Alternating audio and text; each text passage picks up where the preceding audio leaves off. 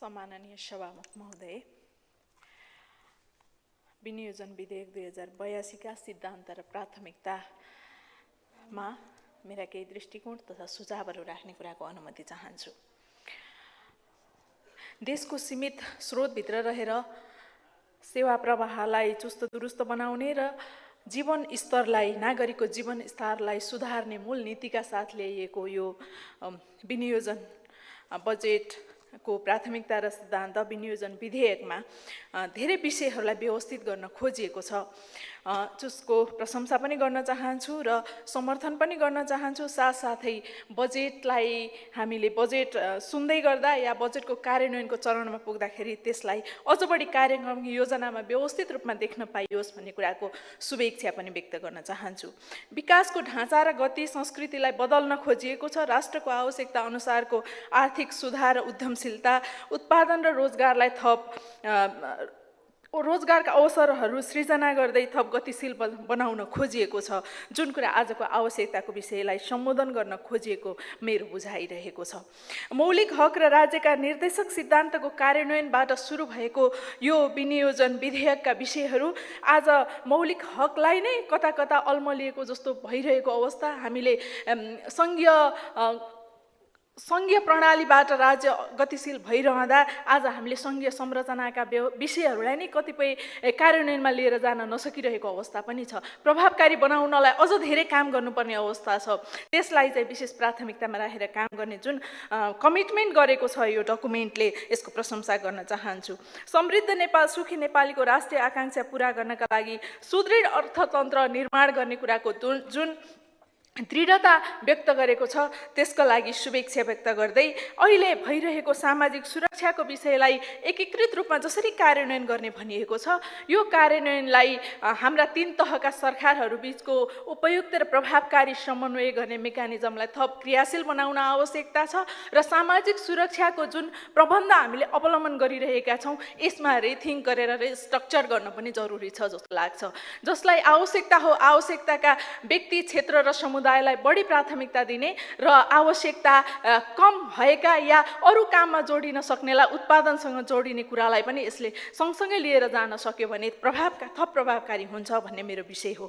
यस्तै हामीले समावेशिताको सिद्धान्त, सामाजिक न्यायलाई पटक पटक उठान गरिएको छ यो डकुमेन्टमा। तर आज हाम्रो सामाजिक मनोविज्ञान, हाम्रा अभ्यासहरूले सामाजिक न्यायको विषयलाई सबै वर्ग समुदायलाई समेट्ने हो कि होइन भन्ने कुरामा केही अलमल परेका अभ्यासहरू हामीसँग छन्। त्यसकारण सामाजिक न्याय भनेको सबै वर्ग, सबै समुदाय, सबै क्षेत्र, सबै भूगोललाई समेट्ने गरेको हो भन्ने कुराको गहिरो अनुभूति बजेटबाट प्राप्त हुनेछ भन्ने विश्वाससहित हिजो हामीले गर्दै आएका महिलाका विषय, जनजातिका विषय, पिछडिएको क्षेत्रका विषय या लगायत अन्य समावेशिताका विभिन्न विषयमा पटक पटक टुक्र्याएर सम्बोधन गर्नु नपर्ने गरी सामाजिक न्यायले समेट्न छ भन्ने कुराको विश्वास पनि लिन चाहन्छु।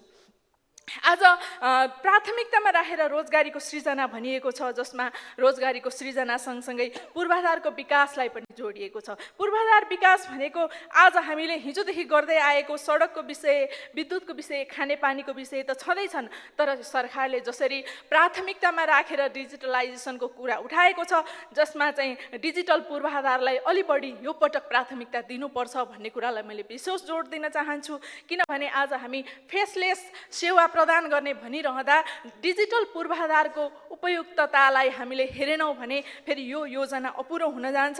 आजको उपलब्ध डिजिटल पूर्वाधारहरूले चाहिँ पुरा नहुने हो कि हामी त्यो गन्तव्यमा सफल नहुने हो कि भन्ने कुराको मेरो अनुमान हो, बुझाइ हो। त्यसकारण यो विषयलाई विशेष प्राथमिकतामा राख्नका लागि अनुरोध गर्न चाहन्छु।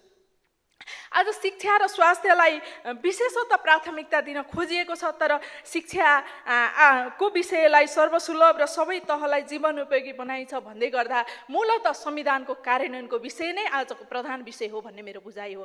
त्यस अर्थमा आज विश्वविद्यालयमा गएर पढ्ने शिक्षाको पाटो छोडेर हेर्ने हो भने विद्यालय शिक्षाबाट उच्च माध्यमिक तह शिक्षा पार गरेर विद्यार्थी बाहिर निस्किँदा आफूलाई दक्ष एउटा सिपयुक्त व्यक्तिको रूपमा आफूलाई उभ्याउन सक्यो भने विश्वविद्यालय शिक्षामा पनि हामीले विद्यार्थीको अभाव भोग्नु पर्दैन र हामीसँग दर्जनभन्दा बढी रहेका विश्वविद्यालयहरूका आफ्ना पाठ्यक्रम र आजको आवश्यकतालाई सम्बोधन गर्ने कुरा पनि पुनर्संरचना गर्न आवश्यक छ।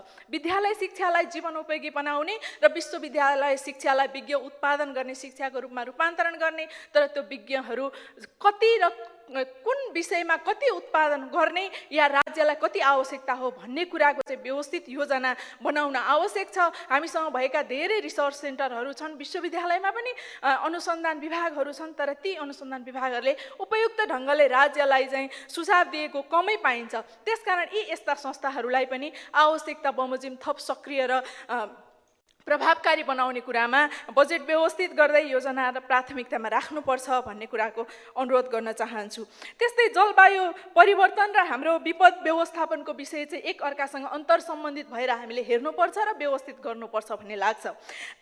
आज हरित ऊर्जा, वन संरक्षण र जलस्रोतको व्यवस्थापनको कुरा गर्दै गर्दा जलवायु परिवर्तनले निम्त्याएका धेरै असरहरूको क्षति हामीले बेहोरिरहेका छौँ। त्यो क्षतिको पूर्व अनुमान गर्ने र त्यसलाई व्यवस्थापन गर्ने कुराको हामीले योजना बनाएनौँ भने विपद व्यवस्थापनको विषयलाई मात्रै केन्द्रित गरेर हेर्दाखेरि चाहिँ विपद व्यवस्थापनमै हाम्रो ठुलो पुँजी खर्च हुने, नागरिकहरूले त्यसको क्षति बापत पाउनुपर्ने दुःख कष्ट पनि पाइराख्नुपर्ने अवस्था छ। त्यसकारण जलवायु परिवर्तनको असर र विपद व्यवस्थापनलाई एक अर्कासँग अन्तर सम्बन्धित गराएर यसको प्रभावकारी योजना, व्यवस्थित योजना बनाएर अगाडि जानुपर्छ।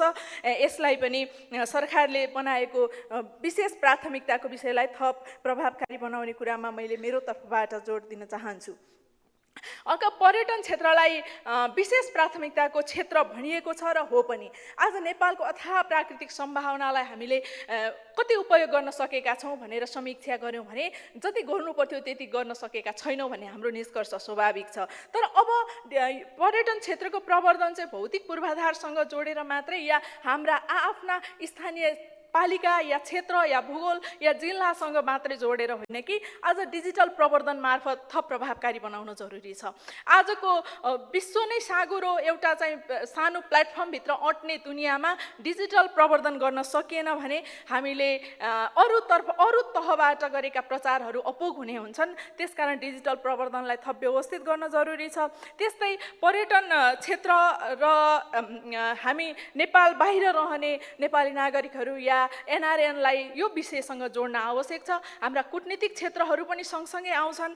कतिपय विषयमा चाहिँ भिजामा सहजीकरण गरिदिने, लगानी सहजीकरणका लागि ल्याएका प्रावधानहरूलाई थप व्यवस्थित गर्ने कुरा र पर्यटन क्षेत्रसँग सम्बन्धित जनशक्ति उत्पादन गर्ने कुरा। आज हस्पिटालिटीको सेक्टरमा हामीले जनशक्ति उत्पादन गर्ने कुरामा हाम्रो चाहिँ प्रभावकारी इनिसिएसन पुगिरहेको छैन। हामी कसरी जनशक्ति उत्पादन गर्छौँ र कति सङ्ख्यामा उत्पादन गर्छौँ भन्ने कुराको ठोस योजना पनि अभाव रहेको छ र हाम्रा विश्वविद्यालयहरूले पनि त्यसमा प्रोपर काम नगरिरहेको आजको अवस्था छ या पर्याप्त छैन।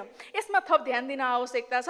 पर्यटन क्षेत्रको अथाह सम्भावना छ भनिरहँदा यो क्षेत्रमा काम गर्ने जनशक्ति उत्पादनको विषय पनि हाम्रो प्रमुख विषय बन्नुपर्छ भन्ने कुराको अनुरोध गर्न चाहन्छु।